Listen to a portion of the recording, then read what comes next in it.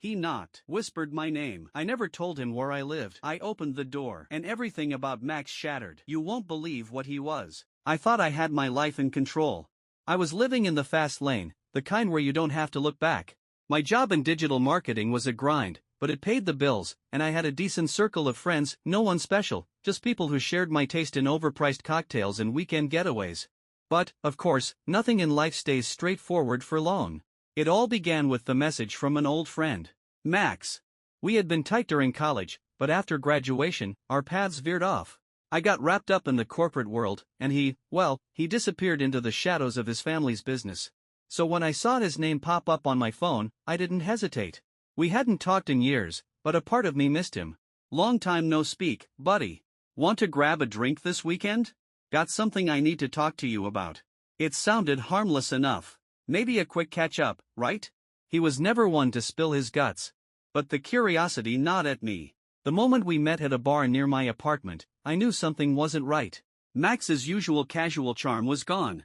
In its place was a tense, anxious vibe. He was pacing back and forth, fiddling with his phone, clearly avoiding eye contact. I don't know how to say this, Max began, his voice low and cautious. But I think I've messed up, big time. I leaned in, sensing the gravity in his words. The casual banter that used to flow effortlessly between us was nowhere to be found. I'd been working with my father's company for a while now. It's complicated, Max continued. You know, the one with the shady deals? The one we always joked about back in school? I nodded, but I was still trying to piece things together. What did he mean by complicated? What could possibly be so bad that he was talking to me, of all people, about it? It's worse than you think, man. I'm in over my head. My family's business, it's been involved in stuff I didn't even know about. Stuff that's dangerous. His voice trembled slightly, a crack of vulnerability I hadn't heard in years. Before I could respond, Max's phone buzzed, and he froze. His hand instinctively reached for it, but he pulled it back, looking over his shoulder as if someone might be watching. Look, I shouldn't be telling you this, Max said, looking back at me, his face pale. But I think I need help. I can't trust anyone else, and I don't know who else to turn to. He was speaking in riddles, clearly overwhelmed by something. My mind raced, but I was careful not to press him too hard. What's going on, Max? He took a deep breath, leaned back in his chair, and glanced nervously at the entrance. It was as if he was preparing for something monumental. Something that was about to change everything. I got involved in something I shouldn't have, he finally blurted out. My father, his partners, they're not just running a legitimate business anymore. They're laundering money. Drugs, illegal activities, and I'm stuck in the middle of it. They know I found out. And now, they're making it clear that I either do what they say, or they'll come after everyone I care about. A chill ran down my spine, but I didn't show it. So what are you asking of me, Max? His eyes were frantic now. I need you to help me disappear. I don't know who else I can trust. I've made arrangements to leave, but they're tracking me. I can't go without making sure my family is safe, and I need someone on the outside who isn't connected to them. You've got resources. You're the only person I know who can pull this off. Please.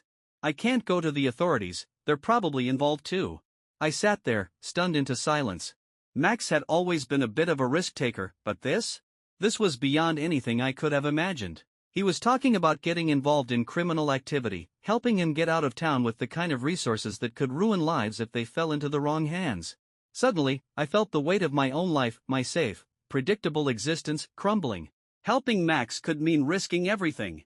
But what if it was my only shot at redemption? I couldn't say no. I needed to be the one to fix this, whatever it was.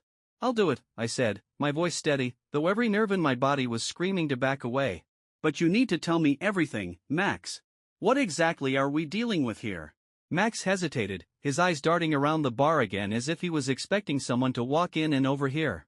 After a long silence, he leaned in closer and whispered, it's not just the business, it's who they're connected to.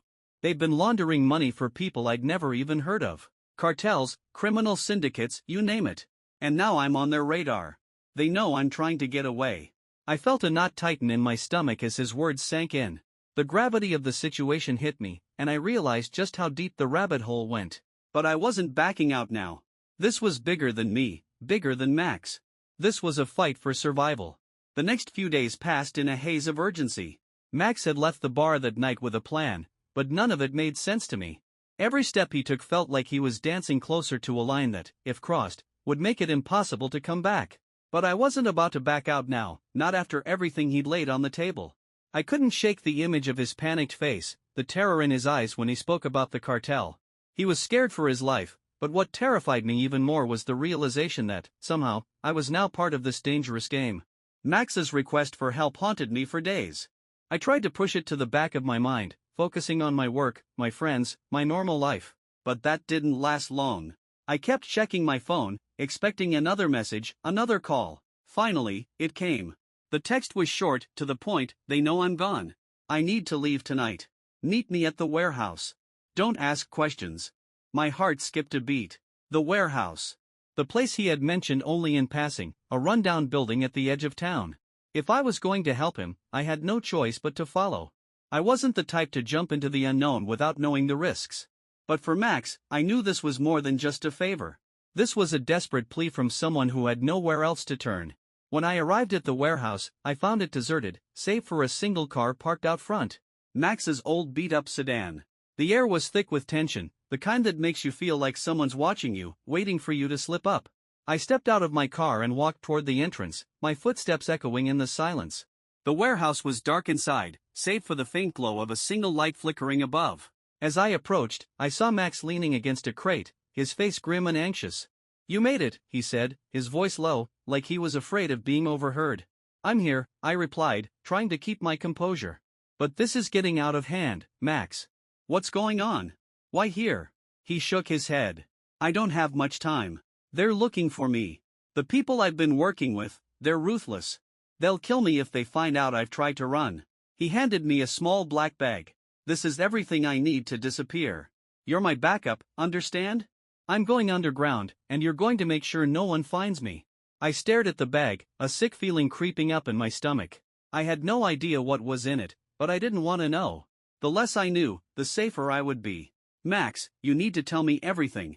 What's going on? Who are these people?" I couldn't keep the urgency out of my voice. He looked over his shoulder nervously before answering. "You won't believe me, but I need you to trust me. My family's business wasn't just criminal, there's more to it. The connections, the deals they've made, it's bigger than just money laundering. They've crossed the line into some real dangerous territory. People are dead because of it, and now, they want me dead too." I felt my blood run cold. Max had always been the reckless one, but this? This was far beyond anything I could have imagined. "What do you mean dead? Are we talking murder?" I asked, trying to process the gravity of what he was saying. Max nodded. "Yeah. They don't care. They've been working with people who have no problem taking out anyone who gets in their way. They know I've been trying to pull away, trying to get out. And that's why they've been following me." Suddenly, the weight of everything hit me. This wasn't just about helping a friend. This was about surviving. About keeping myself safe from something much bigger than I had ever imagined. "Max, this is insane. I can't," I began, but he cut me off. "I know it sounds crazy," he said urgently. "But you don't have a choice. You've seen too much already. They'll come for you next if you don't help me." I stood there in silence for a moment, the gravity of his words sinking in. There was no turning back. I had walked too far into this nightmare, and now, I was stuck in the middle of it. But I couldn't back down. "All right," I said, swallowing hard. "What's the plan? What do I need to do?" Max handed me a folder from the bag, the edges worn and frayed. "You need to make sure this stays hidden. If anyone finds it, we're both dead. There's information in there that could bring down everyone involved. They'll stop at nothing to get it back." I nodded, holding the folder close to my chest. It felt like the weight of the world was pressing down on me, but I had no choice. I had to protect it. Max gave me a final, intense look. "I'm leaving tonight. You'll be on your own now. They'll be watching. Be careful. No one can know what's going on." I watched him walk toward the back of the warehouse, disappearing into the darkness. My mind was spinning with questions, with doubt. But there was no time for hesitation. I left the warehouse and drove straight home, locking the door behind me. But the night was far from over. The night felt different. Every creak of the floorboards, every rustle outside, sent a shiver down my spine. The weight of the folder in my hands felt like a ticking time bomb. Max had disappeared into the night, and now it was my turn to take on a role I never signed up for, guardian of a secret too dangerous to share. I locked the front door again, even though I knew it was already secure. My hands were trembling as I placed the folder in a drawer, but the anxiety refused to leave. I couldn't shake the feeling that someone was watching me. I stood there in the middle of my living room, every instinct telling me to run, but my legs felt rooted to the floor. I pulled out my phone to text Max, but my finger hovered over the screen. What could I possibly say? How's it going, or stay safe? It didn't feel right. He was out there, trying to disappear, and I was sitting here, clueless, hoping that some kind of miraculous solution would fall into my lap. Then, the knock came. The sudden sound shattered the silence in the house, sending my heart into overdrive. My first instinct was to freeze. I didn't know who was at the door, but I was certain it wasn't a friendly visitor. I slowly approached the door, trying to steady my breathing. The knock came again, louder this time, followed by a voice I didn't recognize. I know you're in there. Open up. I instinctively pulled away, stepping back into the shadows. The voice sounded calm, almost too calm, but the way it echoed through the walls made my heart race. I wasn't about to open the door to a stranger. Whoever it was could be here for the folder, or worse. I quickly grabbed my phone and tried to text Max, someone's here. I don't know who. What do I do? The message went through, but it didn't ease my nerves. I took a deep breath and moved toward the back window, peering out cautiously. The figure outside had a long coat on, the collar turned up, his face hidden in shadow. Who the hell was this? What did he want with me? I heard another knock, this time accompanied by a muffled voice. I won't leave until you talk to me. My pulse hammered in my chest. I had to act, and fast. I wasn't about to let whoever this was get inside. I grabbed the folder from the drawer and shoved it into my bag. The plan was simple: get out, get somewhere safe, and figure this out. But as I turned to grab my keys, I froze. The voice outside had changed. We can do this the easy way or the hard way. Open the door. The hairs on the back of my neck stood on end. This wasn't just some salesman or a lost neighbor. This was something else. And I had no intention of letting it escalate. I slipped out of the back door, praying it was quiet enough that no one would hear. I felt exposed, vulnerable, but there was no turning back. If this was related to Max's situation, I needed to stay one step ahead. I hurried down the alley behind my house, clutching the bag with the folder close to my chest. Every footstep felt like it echoed louder than the last. The streetlights flickered, casting long, eerie shadows. I didn't know where I was going yet, but I couldn't stay here. I moved quickly, trying to avoid being seen, but the paranoia was starting to set in. Every person walking by seemed like a potential threat. Every car that drove past seemed like it might stop, and someone would get out to chase me down. My phone buzzed in my pocket, snapping me back to reality. Max's name. I pulled it out, feeling a surge of relief as I answered. Max? I whispered, my voice shaky. What the hell's going on? Someone just knocked on my door. They know I'm here. There was a long pause on the other end, and then Max's voice came through, much softer than before. Listen to me carefully. They're already on to you. The cartel has eyes everywhere. They knew I was trying to get away, and now you're caught in the middle of it. What do you mean, caught in the middle? I demanded, my voice rising despite myself. I didn't sign up for this, Max. I'm not part of whatever mess you've made. You're deeper in it than you realize, he replied, the urgency creeping back into his voice. That's why they're coming for you. It's not just about me anymore. It's about who knows what. The words hit me like a slap. I had always considered myself untouchable, living in my little bubble, keeping to myself. But now, I was tangled in something far beyond my control. I took a deep breath. What do I do? Where do I go? I can't stay here. Don't trust anyone, Max warned. Anyone could be watching you right now. Head to the old warehouse. The one on Riverton Street. I'll meet you there. It's the only place I know they won't look. I had no time to argue. I stuffed the phone back into my pocket and took off running. The air was thick with tension, each step sending waves of panic through my body. I had to get to that warehouse, whatever it took. The wind picked up, and the chill in the air bit at my skin, but I barely noticed. My thoughts were a blur as I navigated through alleyways, trying to keep my movements quick and low-key. As I approached the warehouse, a figure stepped out from the shadows, blocking my path. My heart skipped a beat. I knew it wasn't Max. The man standing before me was tall, broad-shouldered, and wearing a dark hoodie that obscured his face.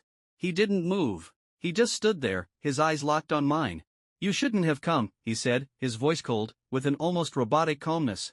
I froze, my breath caught in my throat. This was it. The nightmare I had been trying to avoid. What do you want? I asked, trying to sound braver than I felt. He took a step closer. You have something that doesn't belong to you. My heart pounded. My grip tightened around the bag, the folder inside it feeling heavier by the second. "Give it to me," he said, his voice now tinged with something darker. I didn't respond. My mind was racing, my pulse thumping loudly in my ears. I had the folder, the one Max had entrusted to me. The one that could ruin everything if it hadn't already. The man in front of me, this stranger in the hoodie, was no ordinary thug. The coldness in his eyes told me everything I needed to know. He wasn't here for small talk. He wasn't here to negotiate. He was here to take what I had. Without a word, he took a step closer, his movements deliberate. Every inch of him screamed danger. I could hear the sound of his heavy breathing, the shift of his boots on the gravel. He wasn't going to back off.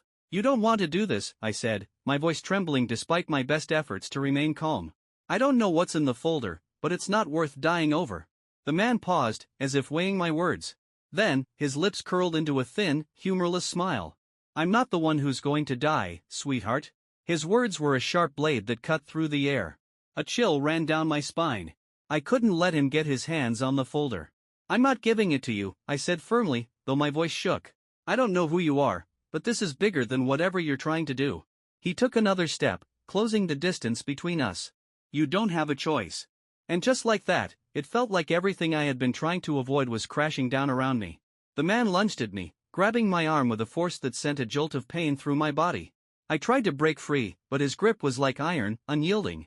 Panic flooded my chest. I couldn't let him take the folder. I needed it to stay hidden.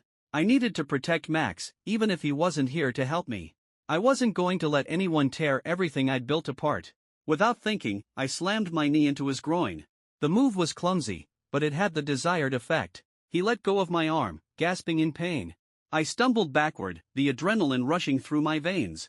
He recovered quickly, though, and before I could even react, he lunged at me again. This time, he shoved me hard against the side of the warehouse. I hit the cold metal wall with a painful thud, stars exploding in front of my eyes. My breath left me in a strangled gasp. "Give it to me," he snarled, his face inches from mine. I didn't have time to think.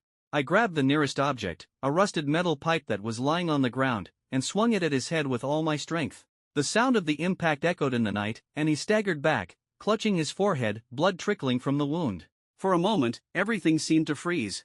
I didn't know what to do next. Was he out for good? Was he just faking it to make me drop my guard? I took a step back, clutching the bag tightly against my chest, my heart pounding in my chest like a war drum. I couldn't stay here. I couldn't take any more chances. But just as I turned to flee, I heard footsteps behind me. "Don't even think about it," another voice growled. My stomach sank. I spun around, my breath catching in my throat. Another man stood there, blocking my only escape route. This one was taller, broader, with a cruel smile plastered across his face. "Thought you could run, huh?" he taunted, slowly advancing toward me. "It's over. Hand over the folder." I tried to back away, but the adrenaline had left me shaky. I was cornered.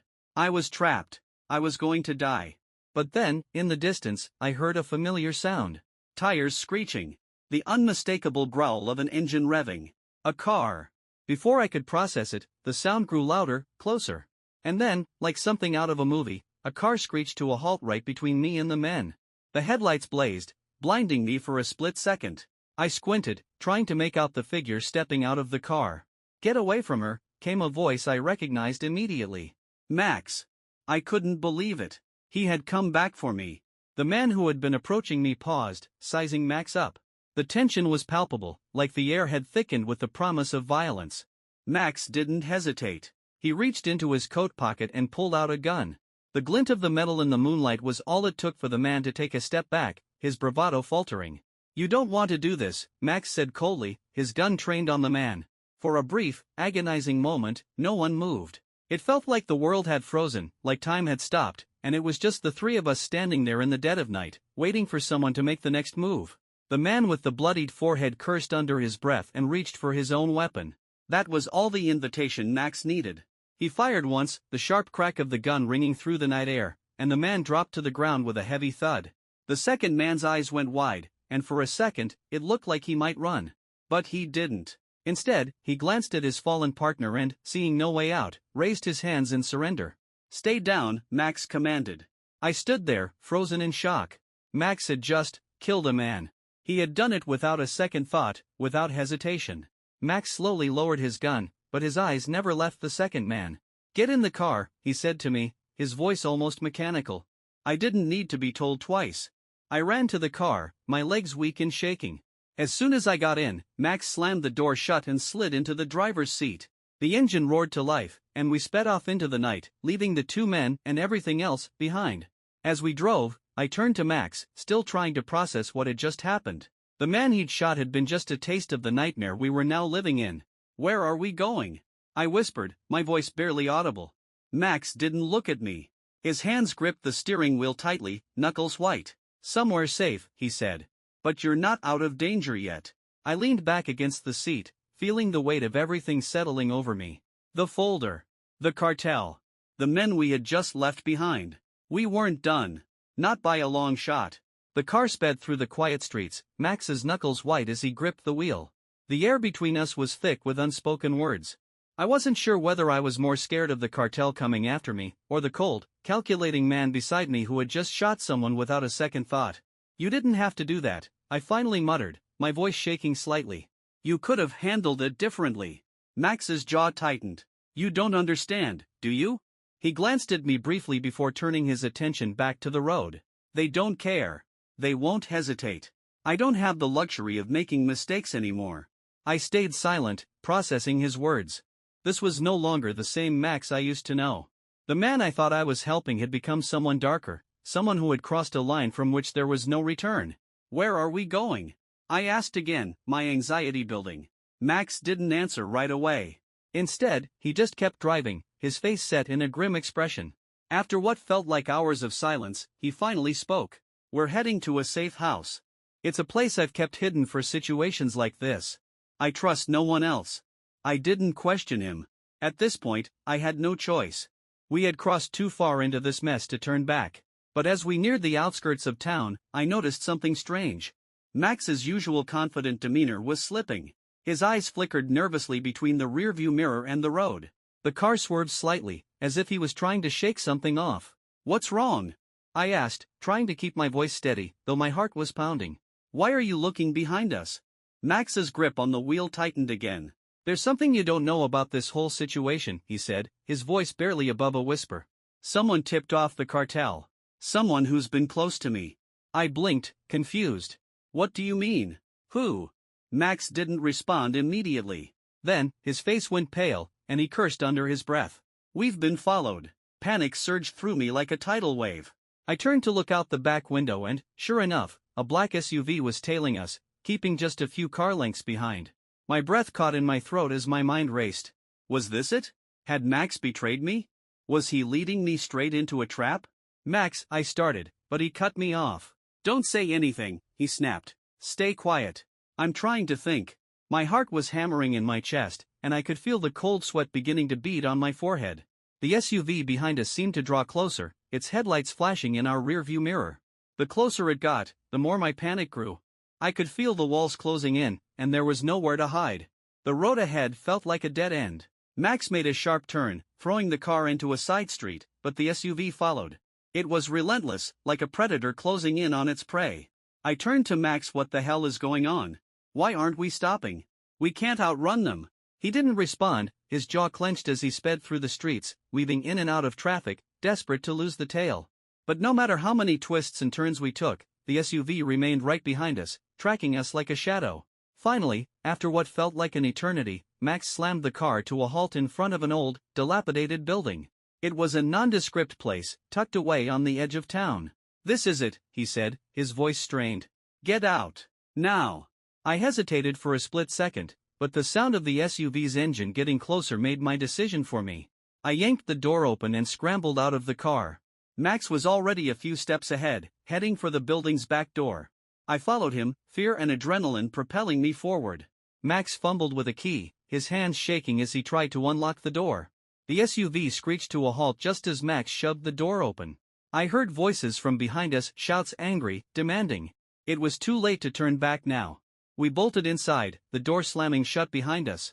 Max locked it quickly, then turned to face me. His face was twisted in a mask of desperation. "They're coming. You need to listen to me, okay?" I didn't answer. I was too terrified. My mind was racing, trying to piece everything together. Who had tipped off the cartel? Who was Max really working for? I've been trying to protect you, Max continued, his voice rising with frustration. But I didn't know how deep this thing went. You don't understand. There are people inside the business who want me gone, and they'll stop at nothing to make sure I'm silenced. My mind was reeling. And you're the one who led them here? I demanded, my voice rising with anger. You knew this was going to happen. You've been playing me from the start, haven't you? Max's face fell. No. I didn't. I never wanted this to happen. But it's too late. It's all been a lie, okay? Everything we've been doing is just to stay alive. And now they want us both dead. I felt my world crumble in that moment. Max, the man I had once called a friend, the man who had pulled me into this nightmare, had been lying to me from the very beginning. I had no one left to trust. No one but myself. I stepped back, my mind spinning. What now, Max? What are we supposed to do? Max's eyes were frantic, desperate. You don't have a choice. We can't fight them. We have to disappear. Now. If we don't, we'll both end up dead. I couldn't take it anymore.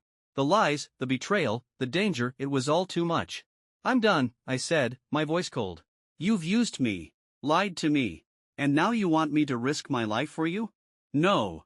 I'm getting out of here, and I don't care what happens to you. Max's face twisted in disbelief. You can't leave. Not now. If you do, they'll come after you. They'll find you. They'll kill you. I didn't care. I had to get out. The door was still open, and the only thing I knew for sure was that I couldn't trust Max anymore. I had been dragged into this, but it was my decision now. And I was getting out, whatever it took. As I stepped toward the door, I heard the distant sound of sirens, growing louder. I didn't look back. I couldn't. The last thing I heard as I slipped into the shadows of the night was Max's desperate voice calling after me, his words a final plea for me to stay. But I didn't stay. I ran.